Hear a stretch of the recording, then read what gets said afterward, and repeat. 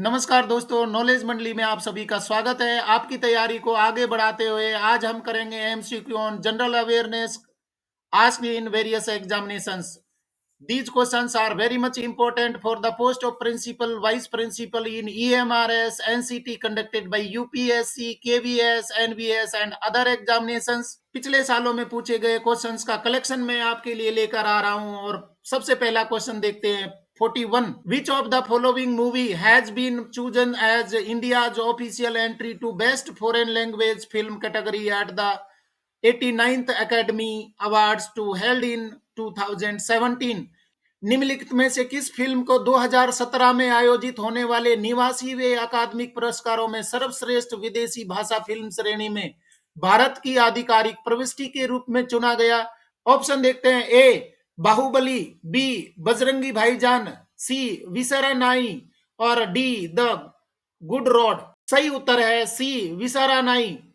ये आधिकारिक प्रविष्टि के रूप में चुना गया था 2017 में निवासी अकादमिक पुरस्कारों के लिए। Next question 42. Match the following from unit first to unit second. इनको हमें मैच करना है, स्टैटिक क्वेश्चन है। फर्स्ट है Raja Radhakanta Deva, second Vishnu Krishna Chiplunkar, third Mahadeva Govind Ranade, fourth Bankim Chandra Chatterjee और उनके द्वारा क्या स्थापना की गई, कौन सी कृति दी गई है। सेकंड में देखते हैं। A Anand Math, B Sharada Kalpadruma, C Nibandhmala, D rise of Maratha power. तो मैच करते हैं कौन से सही है। ऑप्शन देखते हैं। A B C D A, B C B A D, C D A C B, D A B C D. सही ऑप्शन है ए बीसीडीए। बीसीडीए में मैच करके देखते हैं क्या उत्तर हो जाएंगे। देखिए राजा राधाकांत देवा हैं, उसके लिए बी हो रहा है, मतलब कि शारदा कल्पद्रुमा इन्होंने ये रचना लिखी थी। उसके बाद में सेकंड देखते हैं विष्णु कृष्णा चिपलुंकर, ये आ जाएगा सी निबंधमाला। विष्णु कृष्णा चिपलुंकर ने निबंधमाला की रचना करी थी। थर्ड देखते हैं महादेव गोविंद रानाडे, डी हो जाएगा राइज ऑफ मराठा पावर। और फोर्थ में बंकिम चंद्र चटर्जी है, वो आपको निश्चित रूप से मालूम है, उन्होंने लिखा था आनंद मठ। तो इस तरीके से हमारा सही ऑप्शन हो जाएगा A. Next question 43. Which of the following is not an indicator used by the 2015 global hunger index to understand the multi dimensional nature of hunger. Hindi अर्थ देखते हैं। निम्नलिखित में से कौन भूख की बहुआयामी प्रकृति को समझने के लिए 2015 में ग्लोबल हंगर इंडेक्स द्वारा उपयोग किया जाने वाला संकेतक नहीं है। जो ग्लोबल हंगर इंडेक्स है उसमें इसको शामिल नहीं किया गया था, वो पॉइंट हमें पता लगाना है। ऑप्शन देखते हैं। A under nourishment, B wasting, C war and civil strife, D child mortality. Correct answer is C war and civil strife. जो संघर्ष या गृह युद्ध से संबंधित ग्लोबल हंगर इंडेक्स में 2015 में इस बात को शामिल नहीं किया गया था। बाकी अंडर नरिशमेंट को शामिल किया गया, ग्लोबल हंगर इंडेक्स तैयार करने के लिए बर्बादी को भी शामिल किया गया था, चाइल्ड मोर्टेलिटी को भी शामिल किया गया था, परंतु इसको शामिल नहीं किया गया था। सही उत्तर हो जाएगा C. Question number 44. Which of the following is an incorrect statement based on the surrogacy regulation bill 2016? Surrogacy विनियमन विधेयक 2016 पर आधारित निम्नलिखित में से कौन सा कथन गलत है। Option A the intending couples should be legally married for at least 5 years and should be Indian citizens. B the child born through surrogacy will have the same rights as are available for the biological child. C. The intending couples can have any surviving children biologically or through adoption. D. The surrogate mother should be a close relative of the intending couples and should be between the age of 25 to 35 years. She can act as surrogate mother only once. So correct answer is C.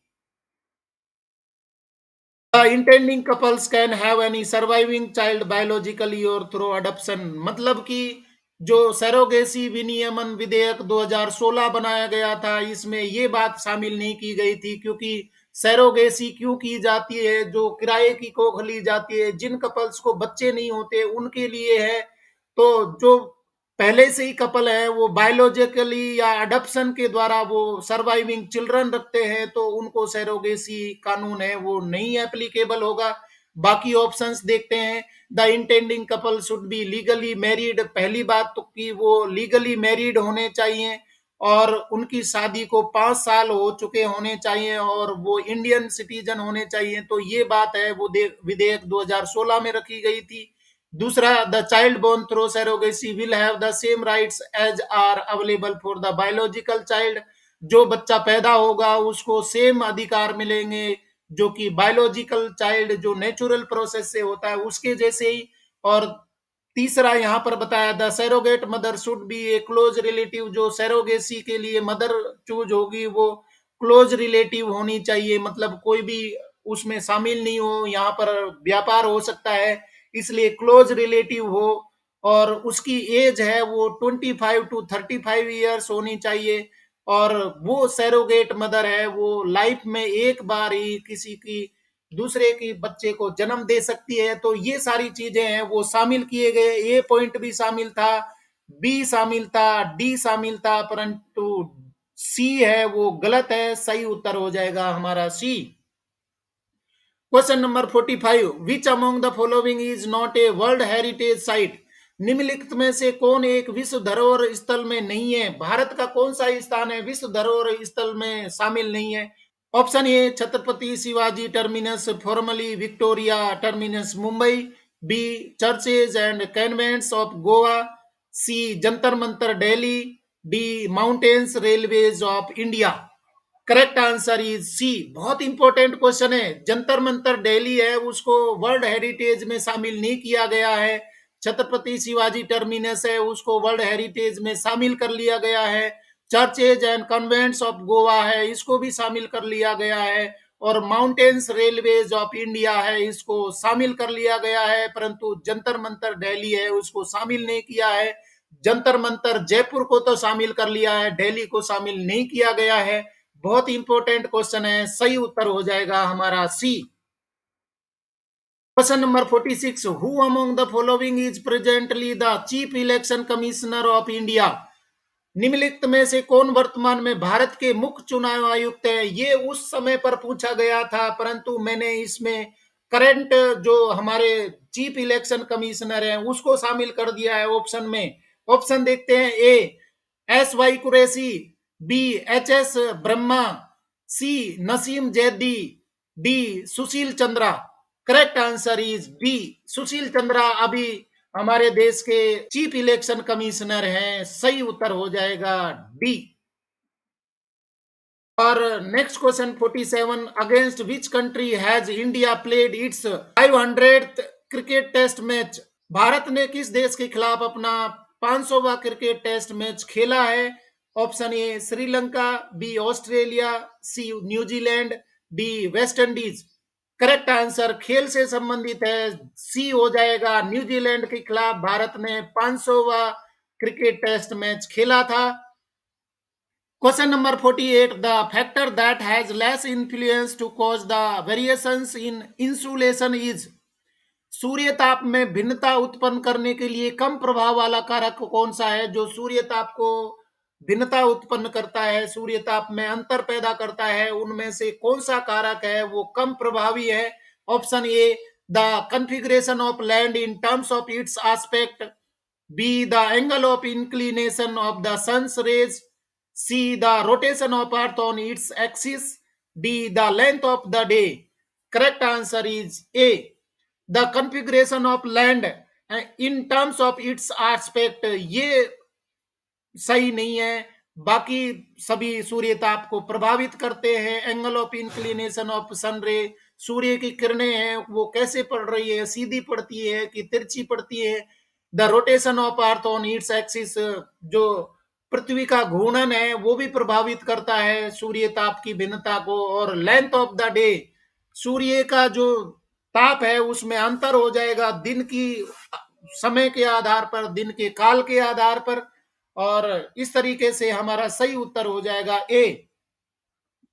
Question number 49, the new development bank is a multilateral development bank established by.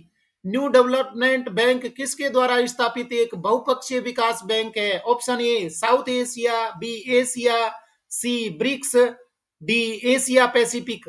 सही उत्तर है सी BRICS. और जल्दी से comment में बता दीजिए full form BRICS का मतलब क्या होता है। ये किसी संगठन का नाम है, और ये संगठन में कौन कौन से देश हैं ये आप जल्दी से कमेंट करके बता दीजिए। ब्रिक्स है, उसमें कौन कौन से कंट्रीज के नाम लिए गए हैं। ये ब्रिक्स ने न्यू डेवलपमेंट बैंक की स्थापना करी है। जल्दी से बताइए, करेक्ट आंसर हमारा ब्रिक्स हो रहा है। जल्दी से बताइए ब्रिक्स का फुल फॉर्म क्या होता है। नेक्स्ट क्वेश्चन देखते हैं 42, match the author's in list first with their works in list second. List first में ऑथर के नाम दिए हैं और लिस्ट सेकंड में उन्होंने क्या लिखा है वो देखते हैं। सबसे पहला है कैथरीन मायो, second Sahajanand Saraswati, third Bhagat Singh, fourth Jyotirao Phule. इनकी द्वारा जो लिखी गई किताबें हैं वो उनके कार्य हैं वो यहाँ पर सेकंड में दिया है। A Gulamgiri, B why I am an atheist, C Mother India, D Mera Jeevan संघर्ष। तो मैच करना है, कोड देखते हैं।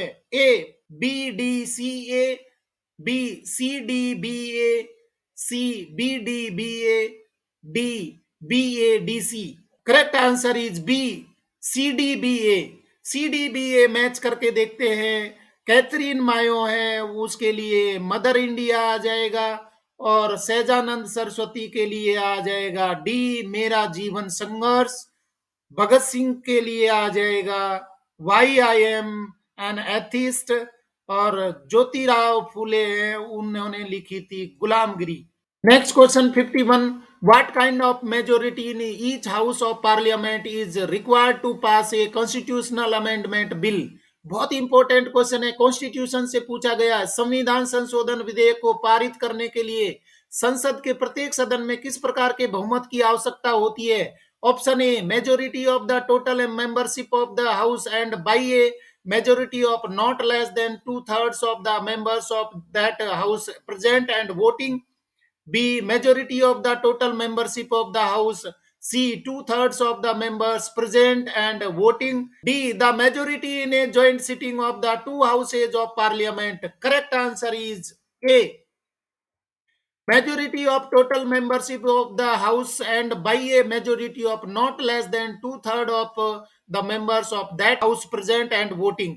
मतलब कि मेजोरिटी होनी चाहिए और 2/3 दो तिहाई बहुमत है वो उस हाउस में प्रेजेंट मेंबर है और वोटिंग करने हैं, तो वो किसी भी विधेयक को, संविधान संशोधन के विधेयक को पारित करने के लिए बहुमत है वो जरूरी होगा। सही उत्तर हो जाएगा ए।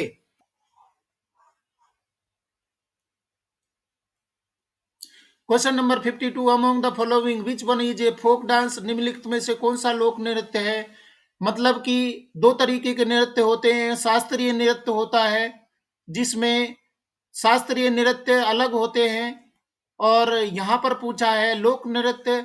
लोक नृत्य एक पर्टिकुलर कम्युनिटी के द्वारा पर्टिकुलर क्षेत्र में खेला जाता है, नाचा जाता है। ऑप्शन देखते हैं। ए मणिपुरी, बी कुचिपुड़ी, सी कथक, डी कावड़ी। तो इसका सही उत्तर हो जाएगा डी कावड़ी। कावड़ी एक लोक नृत्य है, जबकि बाकी सारे नृत्य हैं वो शास्त्रीय नृत्य में आते हैं। ये भी शास्त्रीय नृत्य है, मणिपुरी ये भी शास्त्रीय नृत्य है, कुचिपुड़ी और कथक ये सारे हैं वो शास्त्रीय नृत्य हैं, जबकि कावड़ी है वो लोक नृत्य है। सही उत्तर हो जाएगा D. Question number 53, ultraviolet rays covers wavelengths ranging from. Science का क्वेश्चन है, पराबैंगनी किरणें तरंग दैर्ध्य को कवर करती हैं, कितने से कितने के तरंग दैर्ध्य को कवर करती है, वेवलेंथ को कवर करती हैं। ऑप्शन देखते हैं। A 700 nm to 400 nm, B 400 nm to 1 nm, C 1 nm to 10 to the power -3 nm, D 1 mm to 700 nm। सही उत्तर होगा बी। 400 nm टू 1 nm इस वेवलेंथ की लाइट है, उसको हम बोलते हैं पराबैंगनी किरणें या अल्ट्रावोलेट रेज। करेक्ट आंसर हो जाएगा B. Question number 54. One Belt, One Road is a development framework proposed by which of the following countries?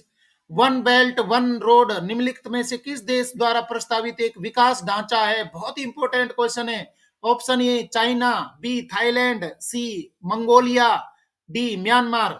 सही उत्तर है A China.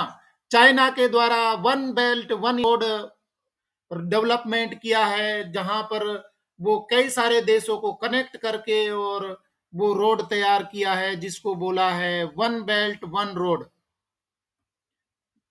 Question number 55। Which of the following is not N alkali metal?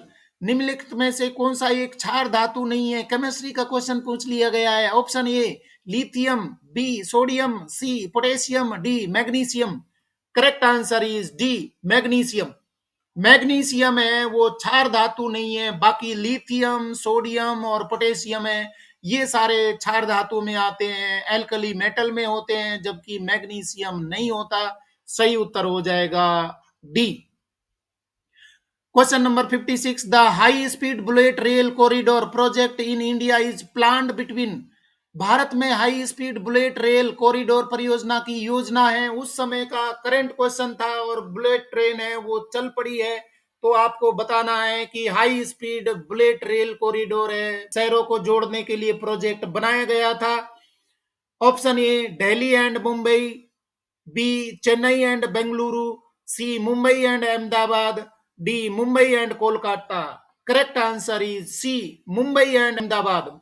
Mumbai से और अहमदाबाद के बीच में high speed bullet rail corridor project है, वो भारत सरकार ने प्रोजेक्ट किया, लॉन्च किया था। सही उत्तर हो जाएगा C. Question number 57। Arrange the following government programmes on rural sanitation in the descending order based on the year they were launched. मतलब साफ सफाई से संबंधित जो ग्रामीण स्वच्छता से संबंधित प्रोग्राम है वो शुरू किए गए अलग अलग समय पर सरकारों ने, इनको हमें अरेंज करना है। देखते हैं सबसे पहले programme. First central rural sanitation programme, second Swachh Bharat mission, third Nirmal Bharat Abhiyan, fourth total sanitation campaign. Codes देख लेते, ऑप्शन देख लेते। A first fourth third and second, B second third fourth first, C first third fourth second, D second fourth third first. Correct option is B second third fourth and first. सबसे पहले second आया, मतलब स्वच्छ Bharat mission है उसका अभियान शुरू हुआ था, ये सेकंड आ जाएगा पहले नंबर पर। उसके बाद में तीसरे नंबर पर निर्मल भारत, ये सेकंड आ जाएगा निर्मल भारत। और तीसरा आ जाएगा टोटल सैनिटेशन, ये तीसरे नंबर पर टोटल सैनिटेशन कैंपेन। और फर्स्ट है यहाँ पर, ये इस तरीके से ये अरेंज हो जाएंगे सेंट्रल रूरल सैनिटेशन प्रोग्राम। तो मित्रों ध्यान रखिए, इसको डिसेंडिंग ऑर्डर में पूछा है, मतलब अभी का जो अभियान चल रहा है वो स्वच्छ भारत मिशन चल रहा है, उसके बाद में सबसे पुराना कौन सा प्रोग्राम है, ये पुराना है। तो इस तरीके से हो जाएगा पहला, दूसरा, तीसरा, चौथा, ये नए से पुराने की ओर। सबसे नया यहाँ पर नए से पुराने की ओर बताना है, ये सबसे पुराना कार्यक्रम है, ये चौथा है। और सबसे नया प्रोग्राम है पहला है। इनको डिसेंडिंग ऑर्डर में घटते क्रम में हमें लगाना है, सबसे नया और सबसे बाद में पुराना। Question number 58। On 17 October 1940 the individual Satyagraha was inaugurated bye? 17 अक्टूबर 1940 को व्यक्तिगत सत्याग्रह का उद्घाटन किसके द्वारा किया गया था? ऑप्शन देख लेते हैं। ए विनोबा भावे, बी सरदार पटेल, सी महात्मा गांधी, डी जवाहरलाल नेहरू। सही उत्तर हो जाएगा ए विनोबा भावे। विनोबा भावे वो व्यक्ति थे जिन्होंने इंडिविजुअल सत्याग्रह शुरू किया, और उसकी डेट है आपको याद रखनी है 17 अक्टूबर 1940। Question number 59. The restoring force per unit area developed due to the applied tangential force is known as.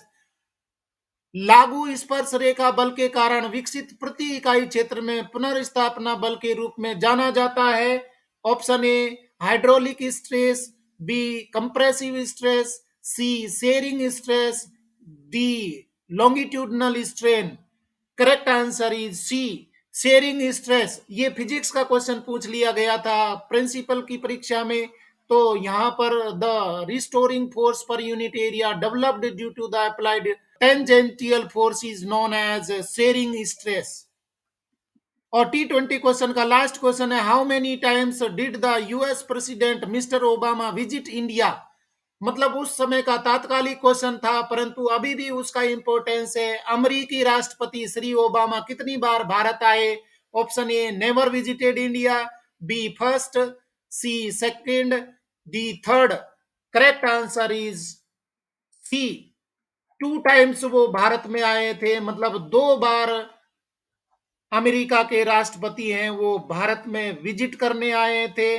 सही उत्तर हो जाएगा सी. तो इस तरीके से फ्रेंड्स हमने T20 क्वेश्चंस के 20 क्वेश्चन है वो जनरल अवेयरनेस पर हमने कर लिए हैं. ये क्वेश्चन है वो पुरानी परीक्षा में पूछे गए थे तो बहुत इंपॉर्टेंट हो जाते हैं, अभी भी वो यूजफुल है. कलेक्शन लेकर आ रहा हूं मैं आपके लिए इंपॉर्टेंट क्वेश्चंस का. मेरे चैनल पर आपके सिलेबस से संबंधित बहुत सारे वीडियोज हैं वो अवेलेबल हैं, बहुत सारे एमसीक्यूज हैं वो अवेलेबल हैं. सारे वीडियोज आप देखिए और अपनी प्रिपरेशन को कंप्लीट करिए. आज के क्वेश्चन अगर आपको पसंद आए तो लाइक शेयर करें और चैनल को सब्सक्राइब तो जरूर करें, क्योंकि नॉलेज मंडली is the right choice. Thank you very much.